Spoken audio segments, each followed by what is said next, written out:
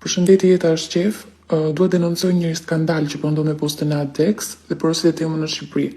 Shikoni çfarë ndodh me lekët dhe me mallin ton.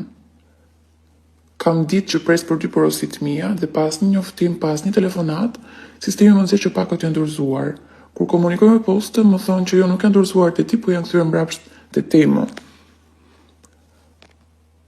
Kjo është talli me konsumatorin, sepse unë kam paguar, kam vendosur adresën e saktë dhe nuk marras malli, nuk marras rimbursim, sepse për kinën, kjo pako figuron që është marrë në dorë. Ndërkohë në degën e Durrësit, të paktën atë ditë që unë u shfaqja te posta, më konfirmoi që janë mbi 300 pako që po kthehen mbrapsht dhe me kërkesë të vetë postës pa njoftuar fare njerëzit. Për mua kjo është një video e hapur, por na mbajnë peng lekët dhe na sorollasin për gjë robotike. I bëj thirrje kujdo që ka porositur të kontrollojë statusin e pakos dhe kësaj kompanie i them që nëse nuk i shpërndajnë dot, të mos marrin përsipër porositë e njerëzve.